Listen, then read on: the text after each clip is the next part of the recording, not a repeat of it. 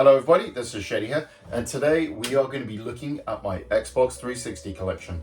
The Xbox 360 is probably one of my favorite consoles ever. Obviously, I didn't actually get it when it originally came out. I actually purchased the thing, I think it was back in like sort of 2010, I think it was. So, I'm going to, a little bit of a sad story here, but basically, my father passed away. And the Microsoft just announced the Xbox 360S, I believe it was. So literally like the following day, I went into CEX and they actually had an Xbox 360 Elite model for sale. And it was like ridiculously cheap because obviously at this point people just wanted to get the Slim, so there were, people getting rid of the old console. So I picked one up pretty cheap. If I remember correctly, I got that and like, I don't know, 5 games for, I want to say something like 150 or something like, or 180, something like that. Like it was definitely under 200 quid. And that was obviously, that was an Xbox 360 Elite, which is 120 gigabyte hard drive.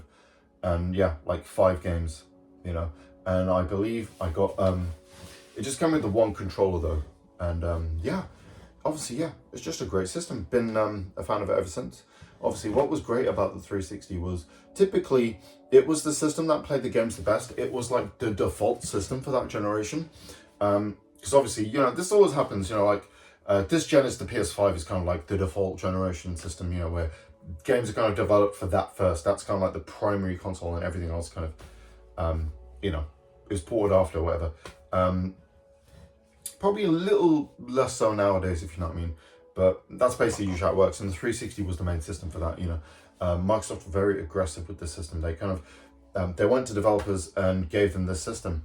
They, they were selling the system at a ridiculous loss. I think like the core system was sold at a 50% loss or something like that. Like they wanted to get out there. They really went all out.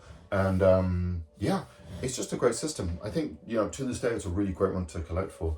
In my opinion, like the 7th gen was the last truly great console generation. I don't think there's ever going to be one like it again. And like I said, the main reason why it was so great was because Microsoft wanted to beat Sony this generation. They actually gave them real bloody competition. Like I said, the console was cheaper. It was just a better system for developers. It had the best versions of the games for the most part. There were some exceptions, obviously. Once developers got a hold on it. And then Sony had to respond. And then obviously we had Nintendo in the corner doing their own thing. And it was just an amazing time to be a gamer. For me anyway, why I love the 7th gen in particular is because it was the time when I was working full time and I was like the most into gaming. I was buying basically every big release game at that point. I was putting the most hours into gaming. It was weird because even though I had so much I was working basically full time. Any bit of time I didn't have was into gaming, like between work and everything. I would be, oh my god, this is insane, but I remember I would actually game throughout the night and then go to work, and then just game straight after I got back from work. It was like, it was crazy. I'm not that bad anymore, obviously. I still game a lot though, but you know what I mean. But anyway, let's actually get into the collection now, after all that preamble. It's a great system. But anyway, let's go talk about the games. So obviously, the first game I want to talk about is actually the Dreamcast collection. Obviously, this is an amazing version of all of these games. So basically, obviously, this generation was a really cool one because it was the HD era. So it was one of the great things about this era was developers were doing basically just taking old games, upscaling them to 720p or 1080p, usually 720p, chucking maybe some trophies and putting them on a digital store. And we had all of these great remasters. A lot of them obviously had compilations on discs as well. That was the good thing. Like there wasn't too many just digital exclusive games, but it was quite an easy way to just like resell your game. You would just package it in. Typically it'll be 3 games. When it was digital, it would just be a single game. And then on disc compilations, you would have multiple games, typically 3. But this one obviously has 4. And what makes this one so great is obviously it has the incredible Sega Bass Fishing. Well, why would you not want that game? Sonic Adventure, Space Channel 5, and Crazy Taxi. Obviously, Crazy Taxi HD removed a lot of the kind of tracks that so you may still prefer the Dreamcast one. But what's great is this was the only physical version of them. Yeah, the PS3 didn't get this. This was exclusive to 360. And I'm pretty certain, I think you can't actually access Space Channel 5 now, unfortunately, on the digital stores. And this is backwards compatible. But yeah, Space Channel 5 is the only one not available. You can play the other three, which is very annoying. I don't know, it's some sort of licensing thing with the tracks and all that stuff. I think it might have been, this is Space Channel 5 Part 2, so I believe it might have been something to do with the Michael Jackson stuff, because he is in the game. But yeah, an amazing compilation. And yeah, there was tons of them on the generation. And as we're talking about Sega, we may as well talk about the incredible Sonic the Hedgehog 06. And yeah, this has a cool shiny cover. Yeah, this is actually a recent purchase. I got this earlier this year, because obviously, well, last year I kind of got really back into recollecting for 360 and everything. I've got a load of games, but like I said, I've downsized them now. And yeah, it's just these ones left now. But yeah, this was one of the games I picked up earlier this year because I just wanted to try it out because, yeah, it's like famously one of the worst games ever made. Basically released in a completely broken state. Like the game is literally glitchy as all hell and unfinished. Like blatantly so. Like, for example, like Sonic will run with kind of his T-pose animation as opposed to like a proper running animation. Yeah, and there's just so many like graphical and audio glitches and errors that happen in the game. Like there's, I've got a video on this channel buried somewhere. It's not the best, but it's just an hour and a half me playing this game for the first time for like the first hour and a half, basically until I give up. But yeah, it's like, I like what they were kind of going for. They were trying to make like Sonic Adventure 3, this giant Sonic game where you play as all these characters and blah, blah, blah. But yeah, it was terrible. And there's this whole weird thing where Sonic is like in love with this girl and everything. It is a strange game, but an interesting one. And this is the better of the two versions. If you want the worst version, pick up the PS3 one. There's like more load times and everything. So, but really cool game. Well, a cool little, an interesting curio. And I think if you're like a Sonic fan or a fan of just trying out bad games or whatever, you should probably check this one out. Definitely more of a game for like YouTubers and streamers and stuff, I would say, but still an interesting game. Next up, we're going to talk about a fighting game, Soul Calibur 4, mainly just because I want to show this amazing steelbook this game came with, which is cool as hell. And obviously Soul Calibur 4 had Yoda as the character in this. They had like guest characters. It was Yoda for 360 and Darth Vader for PS3. And obviously they sort of fitted the color schemes as well. You could buy the other characters separately as well. And there was also the guy from the Force Unleashed games as well, who you could buy separately. I did a video back in the day, 5 games to add to your 360 collection. It's like one of the first videos on my channel. And I think I said that guy was from The Force Awakens, which is the movie, which is, yeah, a weird mistake I made. But yeah, really great game, fun as hell fighting game. I really love this game. Obviously, I owned it on PS3 back in the day, because I was mainly a PS3 guy. But yeah, just a fun little game. You have loads of modes, and there's like a character creator thing and everything. The character creator thing is essentially, you'll take the moveset of one character and just make a custom version of them, basically, but still cool as hell. Next up, we've got Tenchu Z. No, it didn't cost me 40 quid, don't worry, that's just an old sticker. This cost me like a couple of quid. But yeah, this was the last like proper Tenchu game. There was this one, and then there was one on the PSP, and that's been it for the series. But yeah, this is basically like, you know, a stealth kind of action type of game. You're basically playing as a ninja. You have to like, just imagine Japanese Hitman basically kind of works like that. You have to be stealthy and make sure you don't get caught, or you're basically gonna die pretty much. Really fun game. If you want to like role play as a ninja, this is a cool one. Typically you get like, I think it's 2 or 3 playable characters. Weirdly enough, the first couple of games in the series were on the PS1 from what I remember. And if I remember correctly, I don't think it's the case in this one, but like the second game in Tenchu 2 allowed you to create your own levels for a PS1 game, which is insane. But yeah, really fun series. Yeah, great games. I always remember playing the PS2 one with my mate. I think it was called like Roth or something. I can't remember the names of them. They've got weird names. Next up, Burnout Revenge. Yeah, obviously I got this game mainly because it's a backwards compatible game as well. Obviously, yeah, I may not have mentioned, obviously, I think, yeah, there's a whole list online of games that work on the Xbox One and Series systems. It's not all of them, but yeah.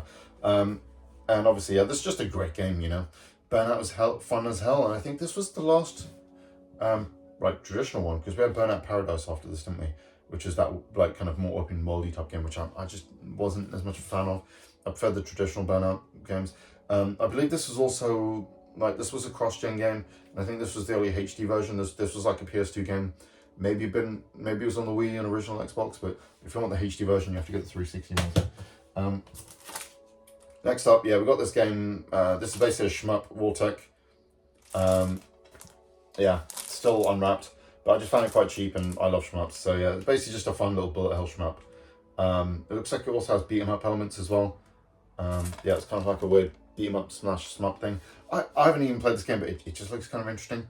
And yeah, Microsoft just had a lot of really cool, interesting Japanese games on the 360. It's one of the main reasons I love the console itself. But yeah, well, there's a lot more of those to come, don't worry. Next up, one of the best, in my opinion, Ninja Gaiden 2. Yeah, this was like one of the main reasons I was eventually going to pick up the 360 anyway, because I wanted to always play this game. It's one of the first ones I picked up with the console, still this copy from what I remember. Yeah, just a great game. You know, Ninja Gaiden 1 and 2 are both amazing games, and are both very different games. What I love about this game is it ups the enemy count. It almost feels like a completely different game at times. You know, you're swamped by enemies at all times, and they're basically just on you. You're under like constant pressure in all these levels, and you kind of just have to deal with it. There are times when you don't fight enemies as well, but also another thing I really love is if you try to run away with the enemies, they will hunt you down. They are getting you. You have to fight them. There is no escaping any battles in this game. But yeah, just an amazing game. One you should definitely pick up. Also, this is the best version of the game, by the way. I'm pretty sure people know this already, but when they ported it to the PS3, I think, obviously, because the architecture is very different, obviously it used the Cell processor, which is single-threaded, and the 360 was like a multi-threaded thing. It was able to do things that the PS3 couldn't, and one of the main things was the enemy count of this game and the blood and gore, so they kind of removed that. So you have a lower enemy count in the Sigma version, Sigma 2, and there's no blood from what I remember. I think there was actually like a version with blood that you could buy separately for PS3, or something weird like that. But yeah, and unfortunately all versions of the game are the Sigma version, all the following ones like the Vita one and the Master Collection versions. So yeah, if you want the original version, you have to actually buy it on the 360, which is, yeah, a bit annoying, but it's available and it is still backwards compatible. So you can just buy a digital version if you want. Yeah, you can run it on, if you run it on obviously base Xbox One, it will perform like it did originally, because there's a couple of moments like the stairs, if you know what that is, where it performs really badly. But if you play it on Series 1X and Series X, performs like a dream. I think 1S as well, maybe. Or, oh my god, Series S as well, maybe improves the performance slightly. I think that, yeah, because this one doesn't get any like resolution boost or anything like that, or FPS boost. It is a 60 frame game anyway, but it just basically cleans up the visuals. Actually, I think it does get a ×2 resolution boost or something like that. But I think it was a sub HD game anyway. Not that matters. Next up, after talking about that, the best Ninja Gaiden game, let's talk about the worst one. Ninja Gaiden 3, the original one. I basically just picked this up earlier in the year because I want to try it out at some point. I'm probably going to play it on the channel as well. Because, yeah, I remember playing the demo of this game and just being really disappointed. And yeah, it is a really bad game. Razor's Edge obviously improves it a lot, which was the port to the Wii U, which then eventually did come to PS3 360 and is in the Master Collection. But yeah, it's still not great. And yeah, I don't know what the hell they were thinking with this game. Like, it's very weird how, I don't know, it's just annoying because for me, this game kind of feels like it's what killed off the Ninja Gaiden series, which is like one of my favorites. So, hope we get Ninja Gaiden 4 at some point. But yeah, it's still a fun game. It's just not great. You'll have a good time because they have Troy Baker voicing in this, and it's like this really over the top, like trying to be badass, gravelly voice. Whereas in like 1 and 2, the guy's like got this really calm, like I'm in control, I'm a ninja kind of voice, which is much better in my opinion.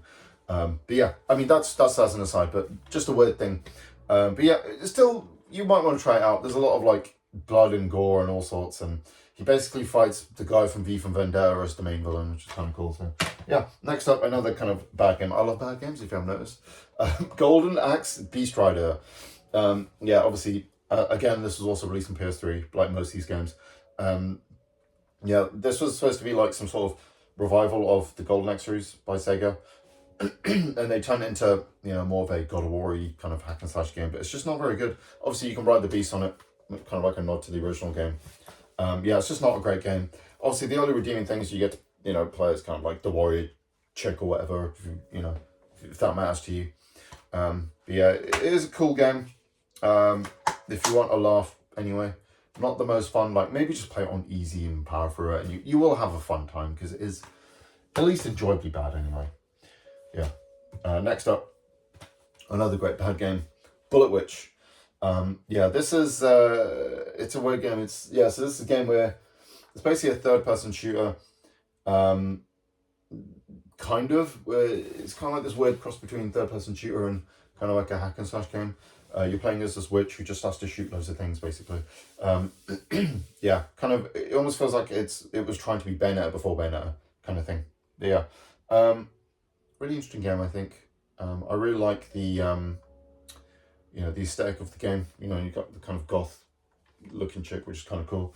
But yeah, weirdly enough, this game kind of has shot up in price. I picked it up I think I picked up in January time for I don't know, less than 15 quid.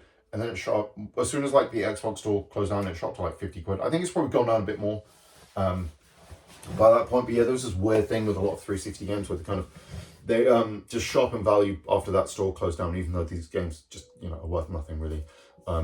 Yeah, so don't pay 50 quid for this game. It's not worth it. It is like a fun bad game, at least, unlike those Golden Axe. You can have a bit more enjoyment with it, but yeah, that's what it is. Next up, another Sega game. Yeah, we got Sega Rally, just a fun little racing game. Not the best, but yeah, it's one of the early kind of racing games on the 360. Yeah, just an off-road kind of fun little racing game. Have a bit of fun there. Yeah, that's the first lot anyway. Next up, I'm going to show you a couple of the shmups I have.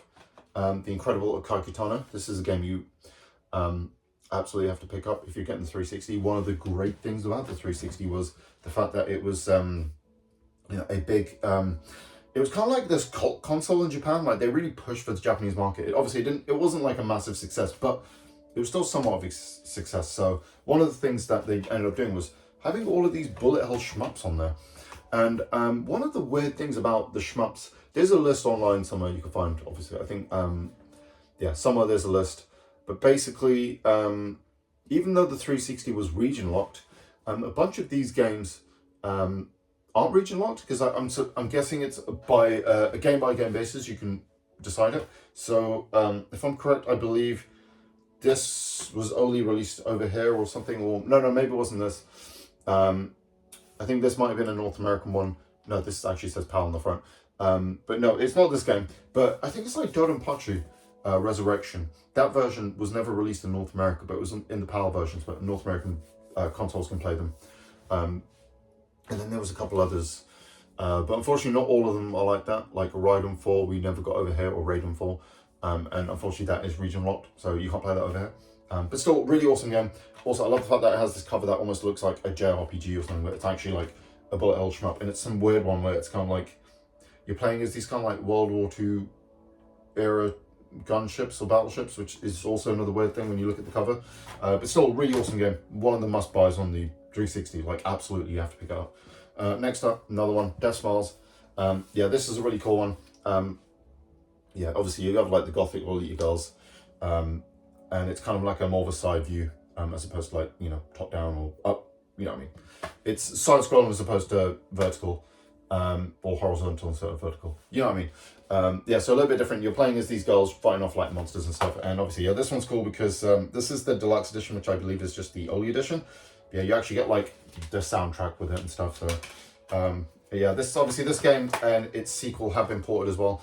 I actually have a collector's edition of Death Smiles 1 and 2 for PS4 as well, which when I do my PS4 collection, you'll see anyway. But yeah, great game.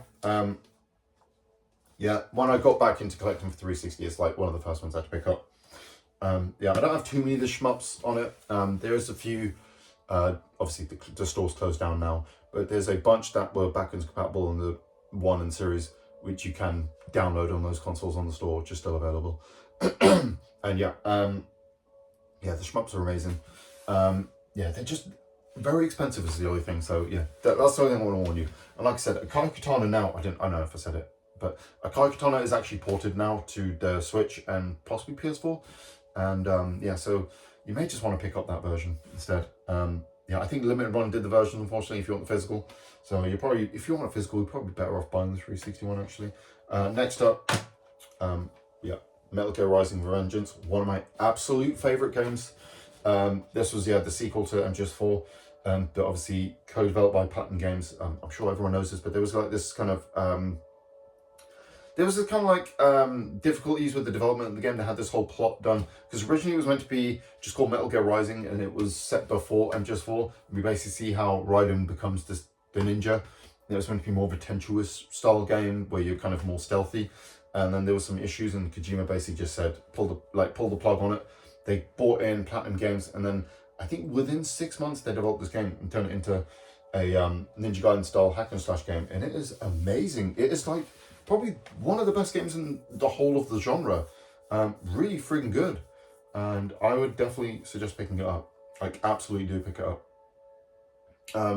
Another thing about this game, yeah, this is so funny. Yeah, I actually have the Steelbook, but basically I originally bought this game on PS3, and this was like a pre-order bonus, but the guy accidentally gave me the 360 Steelbook, which you'd think you would have been able to tell because, you know, the size was different. I don't know why I didn't notice either. I just put it aside until I realized the that card there was for the 360 one, because you actually got a costume as well, which is cool. This like cool red costume, and yeah, still a really awesome Steelbook though, isn't it? Rising actually has this amazing collector's edition where it comes with it came with this little lamp that had Raiden's sword that had lightning coming out of it, which is really cool. But yeah, really awesome game. Definitely worth picking up. I think it's finally got a port to PC a couple of years back or something. And yeah, that one is also backwards compatible, and like I said, it's also on PS3. So yeah, it's up to you how you want to play it. Playing it with backwards compatibility will just like clean up any performance issues. There's like one or two little bits here. But yeah, pretty great game. Obviously, it has the Zandatsu thing as well, so you can cut up enemies into a bajillion pieces if you really want to too, which is great. Next up, we're going to talk about, on the last pile, these are basically all like the JRPGs or the Japanese RPGs on the 360, because this is one of the great things about the 360. And I did one of the early videos I did as well was JRPGs on the 360. Yeah, you can't really hear me very well. Like, I just did it in like my dining room, up against the white background. I mean, obviously things don't change. But yeah, I guess I can kind of do an amend to that video now, or a new version of it, I guess, in this collection video. But yeah, first of all we have Enchanted Arms. This is a really terrible copy, I know, I do apologize. This is basically the first JRPG released for this generation. It was exclusive for the Xbox 360 for a year, obviously because, the PS3 wasn't out at the point. It was done by Ubisoft, but weirdly enough, developed by From Software, as you can see there. Yes, From Software, as in the Elden Ring guys, the Souls dudes. But yeah, back in the day, they used to just do like a load of like really cool, interesting, obscure games. And one of them was this. So this is actually a JRPG, and it has some really interesting mechanics. So first of all, it has this whole golem mechanic. So it's almost like a Mon type game, like a Pokemon or Dragon Quest Monsters or something, or Shin Megami Tensei. A bit more like Shin Megami Tensei, because you have your normal characters you control, but then you can have these monsters as party members. So you have, I think it's 4 party members overall, and then you can have a whole party of just monsters or a whole party of humans if you want to.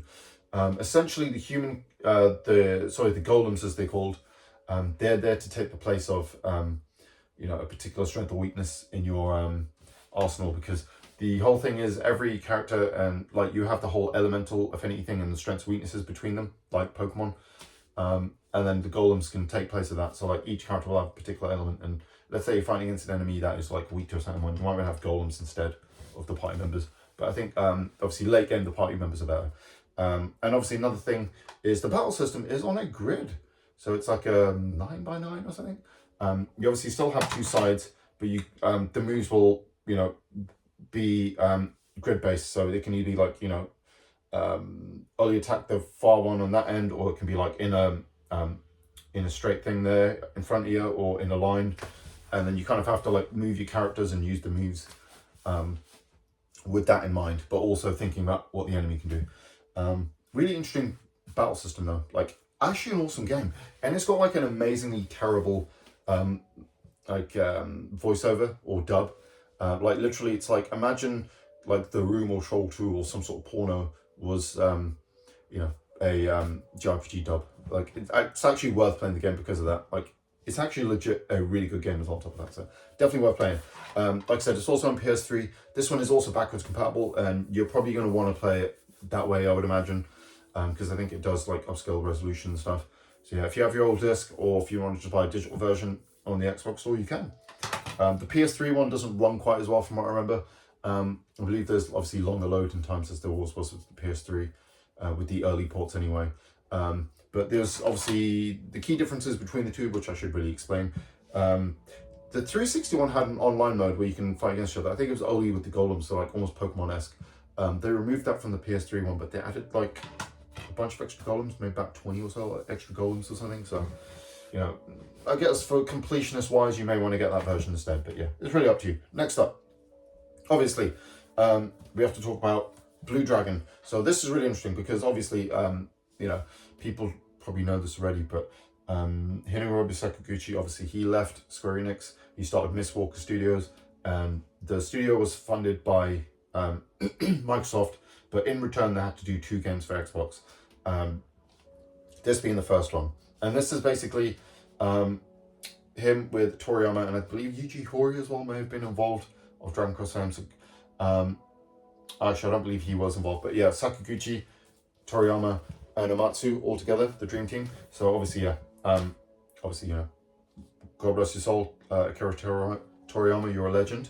But yeah, this was basically like, it almost felt like their version of a Dragon Quest almost, you know, Blue Dragon. Pretty standard kind of Sakaguchi style story. You got these kids who have to end up saving the world from this villain. They get these powers that allow them to use these dragons like stands out of JoJo's, or like a Persona style thing. The dragons will basically do your magic attacks and stuff. Yeah, it's a really fun little JRPG. I think it's absolutely worth trying. It's very classic as well. We have towns and dungeons and like, you know, the areas between and stuff. Enemies are roaming, but it's still turn-based.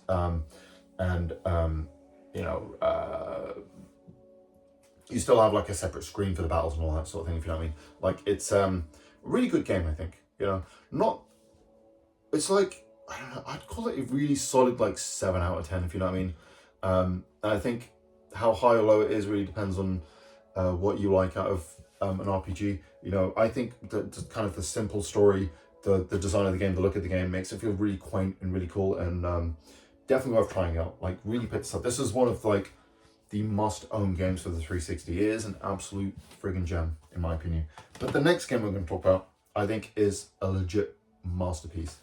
And that is the next game that he made. That is Lost Odyssey. Yeah, so obviously this was Sakaguchi and Amatsu again. This, like I said, that was meant to be their version of Blue Dragon. This was obviously Final Fantasy. You know, that's why it's called Lost Odyssey. Essentially their take on it, or the 360's version, because obviously at this point they weren't sure, you know, they typically didn't have games from Square Enix or anything. And this one is obviously still only available on Xbox 360, fully backwards compatible. So yeah, you can play it on the series systems, buy a digital version as well. I believe it's still available. I think it's about 20 quid or so. I heard in certain regions it was removed, but I'm not 100% sure on that. Yeah, you might just want to pick a physical copy anyway. It's pretty cheap. So, and you only actually need one of the discs to install it on the newer consoles anyway. That's one of the interesting things with the multi-disc games for 360 if you're playing in backwards compatible. So, but yeah, just a really, really amazing game. And like I said, multiple discs. Yeah, it is actually a game that's on like friggin' 4 discs. And yeah, like a classic Final Fantasy, it has the images of characters on it, sort of thing, which is really friggin' cool.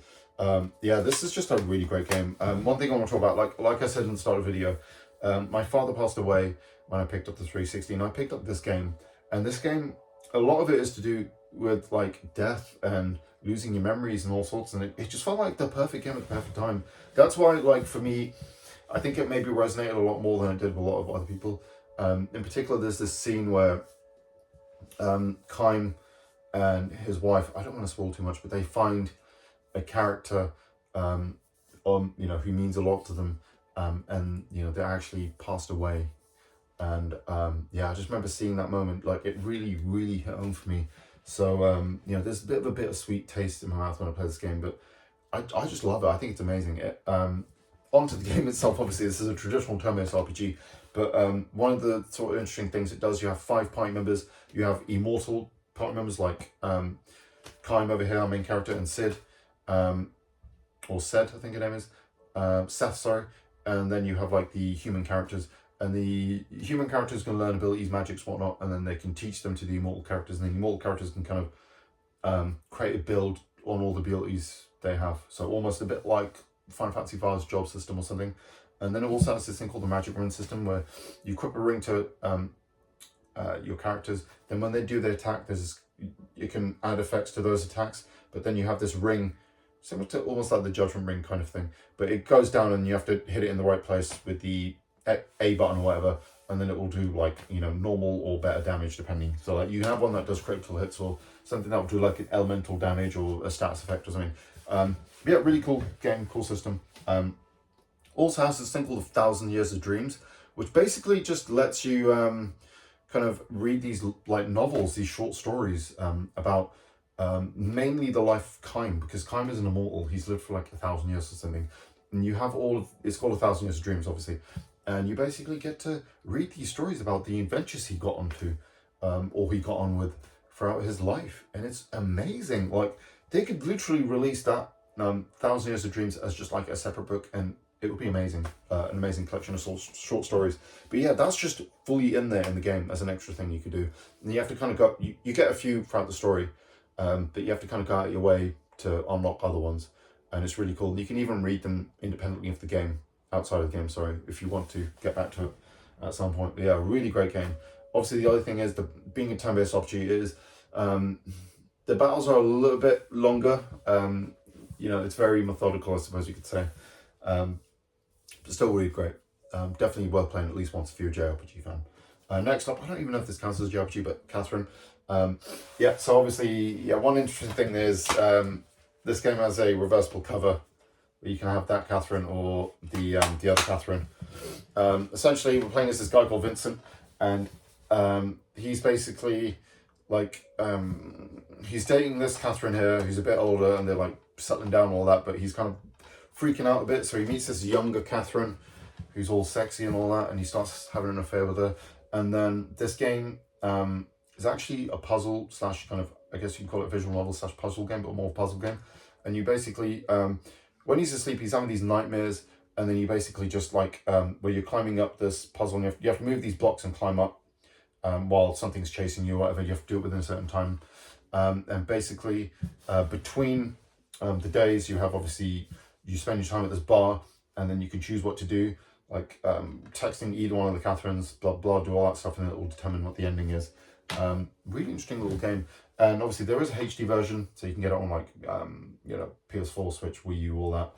Wii U, not Wii U. I think it's on the Switch, the PS4.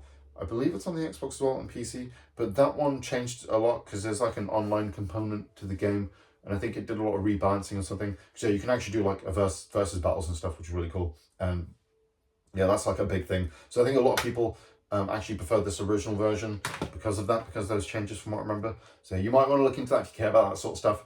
But yeah, really great game anyway. Next up, Tales of Vesperia. So this still blows my mind. But yeah, so essentially the Tales, this Tales game was actually exclusive for like a year on the Xbox 360, and yeah, this is actually a really solid one in the series. There is also a remaster, but if I remember correctly, that changes all the voice overlines and stuff. The main guy is voiced by Troy Baker. Then when they redid it, I think they didn't get him back or something. But apparently he said he would have loved to have done it, but I think they just didn't want to pay him as much as they thought he would want. But yeah, solid little game. Obviously the Tales games are action RPGs. This one just has really cool cel shaded graphics. Yeah, really fun game. Obviously, like I said, there's the remaster if you want it. Add some quality of life things and extras and whatnot. But it's really up to you. This version is still fine. So yeah. Next up, yeah, we have Nier.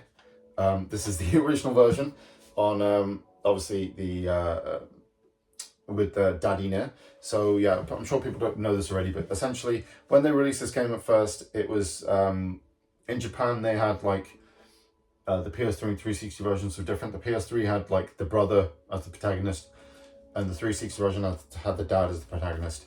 And essentially, the dad was made for the Western audience, so that's why I think the 360 version had it. And then, yeah, when they poured it over, both versions just had the dad. But yeah, this is a really awesome game. Obviously, if you want to play as the brother, just buy the remaster on PS4 or Xbox One.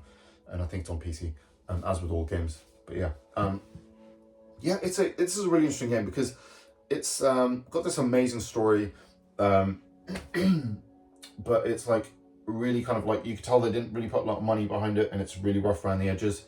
But still a fun game, and kind of, it's a game that a lot of people hated at the time, but became kind of a cult classic. Obviously, it's done by Yoko Taro, who did Drakengard. This is basically linked to the Drakengard games. Basically, Drakengard has like this hidden ending you can get, which was originally meant to be some sort of joke ending, but actually leads into this game, and then it goes from there. So essentially, there's this thing called the Black Scroll, which is this like disease thing. Obviously, in this game, this version, his daughter has it. Her name's Yona, and then he basically has gone into this village, and he's trying to find a way to, you know, bring her back to life or heal her of the Black Scroll, and it kind of goes from there. But this game obviously kind of subverts your expectations a lot. The first playthrough, like with, you know, Nier Automata and all of Yoko Taro's games, you have a lot of questions, but then subsequent playthroughs, you get those answers, and it's really cool. Amazing game. Next up, another JRPG, Resonance of Fate. I think I've talked about this game a bajillion times. This is one of those games I spoke about in my top 5 games to add to your 360 collection video, whatever it was called, whatever, like, you know, catchy title I had at the time. But yeah, this is a really awesome game. Another one done by Sega. Yeah, as you can see, they really try their hand at a few JRPGs. But yeah, this one's really cool. So basically, this is done by Tri-Ace, who are the people who did the Star Ocean games. And this essentially, we play as these 3 characters. There's this, it's called Basil Tower. Essentially, the whole world is uninhabitable. Well, you can't live in the world in that because of pollution. So people are in this tower, and the ones higher up at the tower have more money, the ones lower don't. And you're playing as these 3 mercenaries who do odd jobs for people around Basil Tower. And what's really cool is, when you have like the little towns and stuff, and then when you're out of the towns, you have like this little grid map thing that you have to kind of get these little sphere things to break them and then move. And then you also have little dungeons, and in the dungeons, it's just like you do a series of battles and you fight a boss. Really interesting little game. It kind of, the story, it almost feels like a little anime or something, a little anime series, but as an RPG. I think it's a really cool game, and there's also a remaster of that game as well. But unfortunately, the remaster wasn't put on Xbox One. Remaster only came to PS4 and PC. So yeah, if you want to play on Xbox, you have to play on here. And also, this one isn't backwards compatible either, which is annoying. So you'll have to actually have the original 360 if you want to play it. An amazing game though. And obviously, yeah, they use guns, which is cool. And it has this amazing battle system. The Tri-Attack system or something, I think it's called. Really great battle system. Hard to get into, but really rewarding when you do. Next up, we have Infinite Undiscovery. Yeah, this is just a solid little bloody action RPG. This one is still exclusive for 360. Essentially, one of the big things when they announced the 360 was they got support from Square Enix. One of the first games they announced was Final Fantasy XI. And then obviously this is one of the games that came out of that partnership, a game made exclusively for the 360. This one's really cool because you're playing as like he's this musician guy. I think he plays like the flute or lute or some shit like that. And he gets mistaken for this like resistance leader, gets arrested.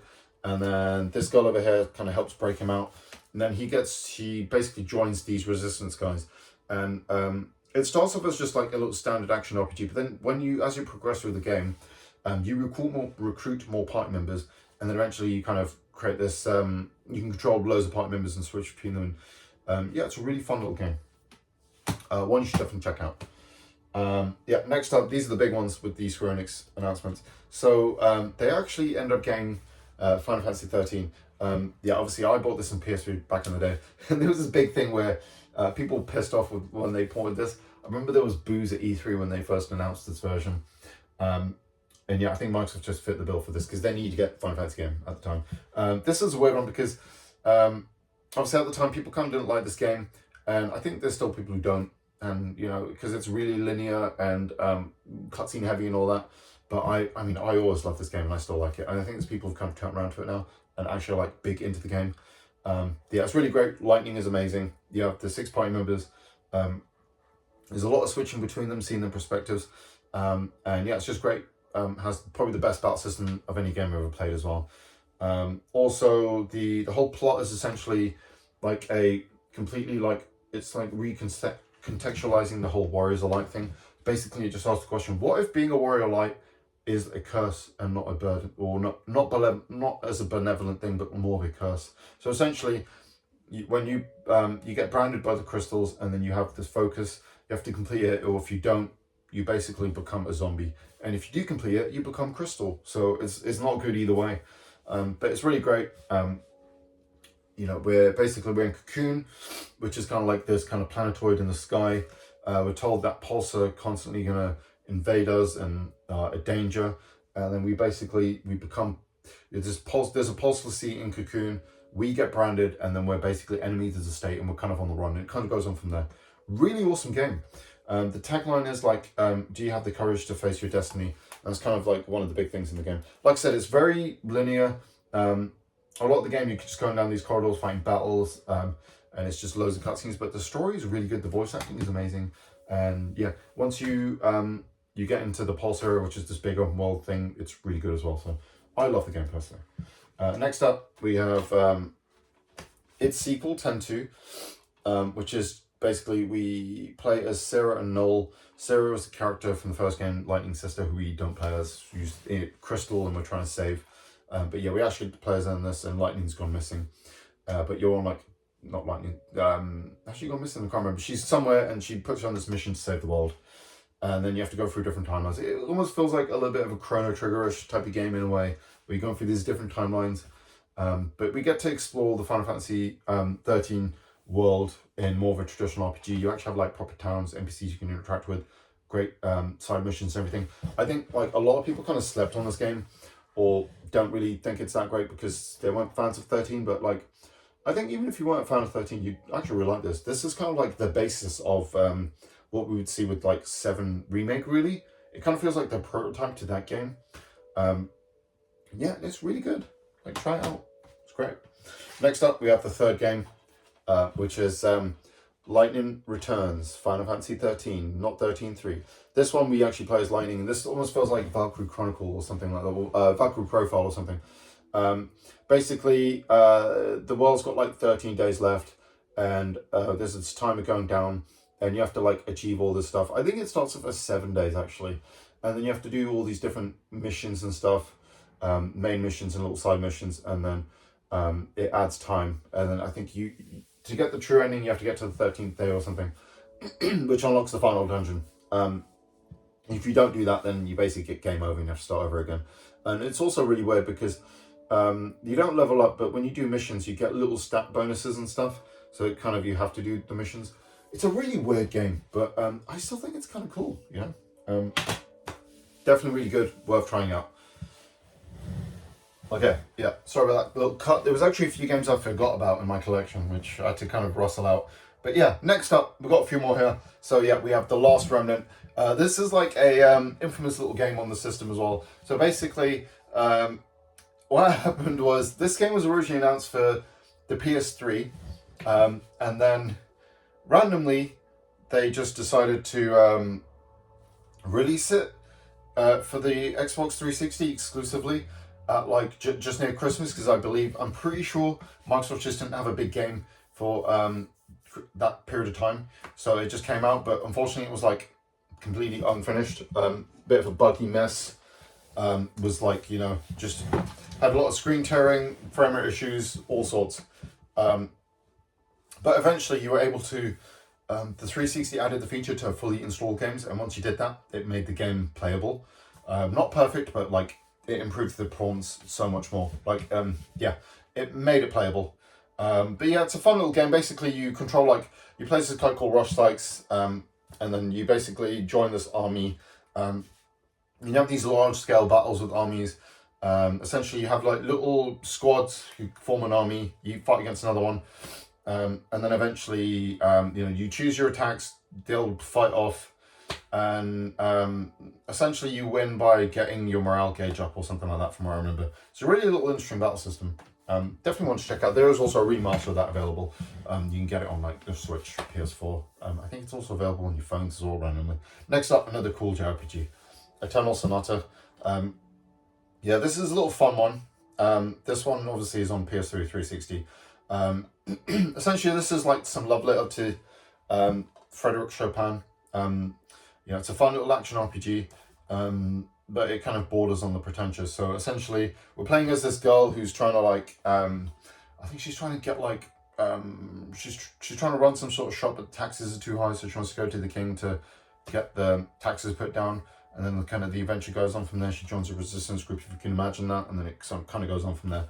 But yeah, there's between chapters, there's these moments where they'll play pieces of Frédéric Chopin, and also the entire game, the framing of the game is Chopin on his deathbed and this dream he's having. So we're actually having this dream of his, which is really cool. And it's just so great how someone loved Chopin so much that they wanted to create this whole game around him. And it's really cool. It's a fun little game. Like I said, it is a little pretentious, but it's good. Next up, another game, not a JRPG, but yeah, Child of Eden. Just a fun little Kinect game. You don't have to use Kinect, better with Kinect. A fun little shmup. Not shmup, what the hell do you call it? Bloody rail shooter, essentially, done by the same guy who did Rez, Tetris Effect, all that. So yeah, a lot of music, a lot of colours and all that. Essentially, you're playing as this, I think it's this AI or something. I think it's this girl who's an AI and she's being affected and you're trying to destroy the viruses or something. But it's just a fun little spectacle game. If you have a Kinect, you can use your hands, wave around. Or if you have it on the PS3, you can use the Move controller. Or you can just use the standard controller. It's just a fun little, what do you call it? Little rail shooter. Plays better with the controller, so I'd say use controller. Next up, one of the best, Fallout 3. This was Bethesda were actually good. Basically, fun little RPG that lets you basically play in the wasteland. There's a bit of a long opening sequence to this, but yeah, it's really good. Once you get into the world, it's just so fun. What I love about this era of Bethesda in particular, you had Oblivion, Skyrim, all the Fallout games, New Vegas as well, which my personal favorite. These games just let you kind of explore the world and interact with people. You get all these missions. It feels like there's an infinite amount of things to do, and yeah, it's just so fun. I just love the Fallout universe as well. I really hope that we can see Bethesda kind of make another game in the Fallout series again or something. I haven't even watched the TV show yet, which is supposed to be really good as well. But yeah, it's really weird because so I'm going to talk about Bethesda a little bit now. But yeah, Skyrim, not Skyrim, bloody Starfield was just, it just felt like such a disappointment. It's really weird how it felt like they feel like there's no evolution to the game design of this era, and that's kind of the big issue with Bethesda. I really hope with the next Elder Scrolls, they actually take some of the criticism from Skyrim on board and implement it into that game. Because back here they were the masters of RPGs, weren't they? Even though I prefer Japanese RPGs to Western ones. Still a fun game though.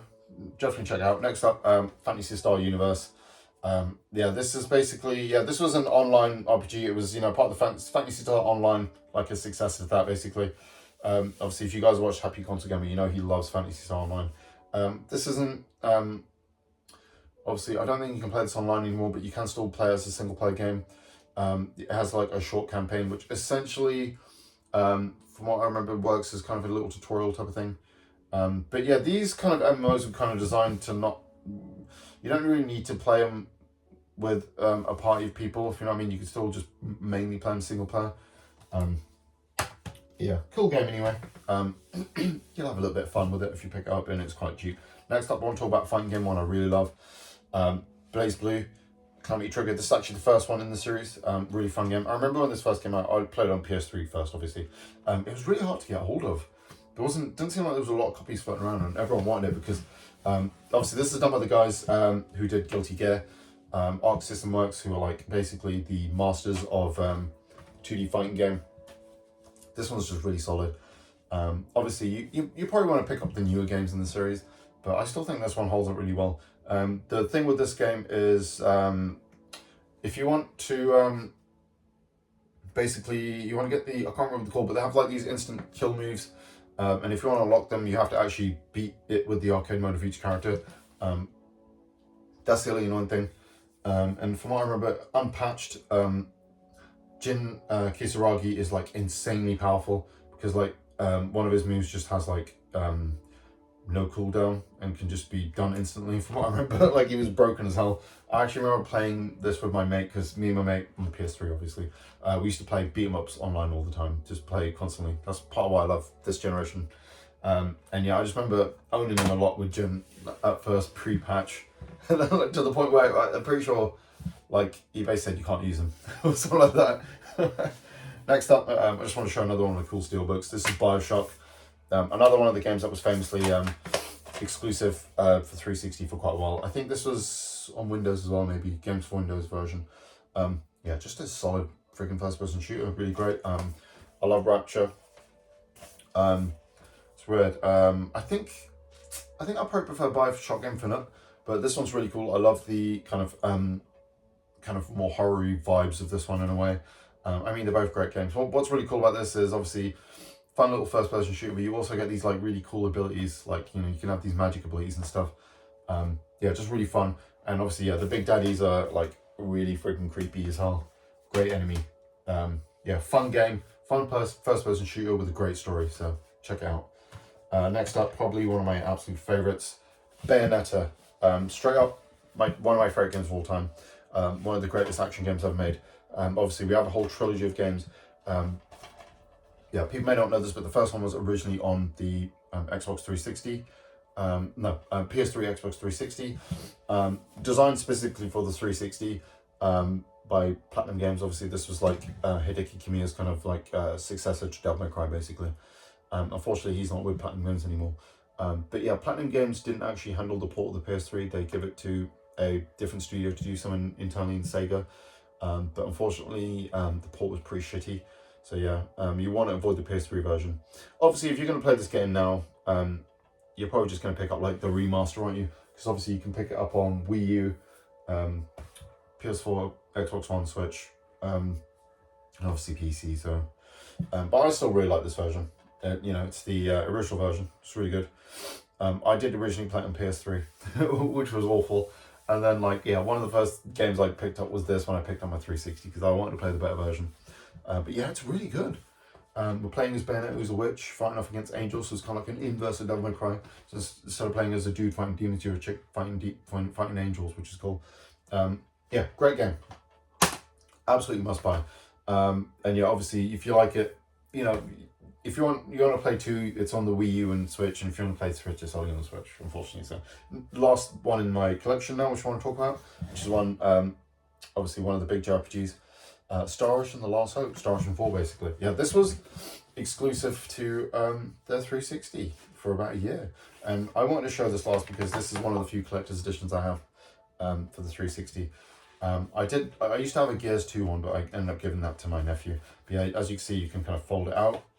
You had an actual booklet, because this was the cool thing about games back here. You actually had bloody booklets. Do you remember that? Yeah, sorry, I don't know why I went like that. Then yeah, you open it up. You have, this is really weird. You have this like mini strategy guide, which the only other game I saw with this was Resident Evil 4 on the PS2, which is also one of my cool steelbooks. So I don't want to spoil too much, but yeah, you have all the characters there and stuff, and like it goes over like the early part of the game. And then you have these cool art cards of the main characters, which are really badass. Yeah, and then obviously this is a multi-discer. So you have it open up like this with the disc, which is really cool, which is better than the traditional 360 game. You also have this bonus soundtrack. Is it soundtrack? Yeah, soundtrack CD thing there as well, which is really cool. Yeah, fun little game. Obviously, yeah, this did later get ported to PS3. with a little bit extra content, I believe. And then there is also like the remaster version. I think it's like that's only for PS4 and PC, I think. I think that one's also, you can play that in 4K as well, and like the Pro and stuff. But yeah, that is my 360 collection. Yeah, like I said, not the biggest collection, but it's mine. Yeah, I really love the Japanese games. It's kind of the main reason I love the 360. So yeah, obviously guys, thanks for watching if you did. This has been a long one, I know. Yeah, you know, I had a little bit to say about each game, so. But anyway, hope you enjoyed the video. If you did, please like and subscribe and all that awesome YouTube jazz. And I will catch you in the next one, when we will probably talk about something else game related. Have a great rest of your day.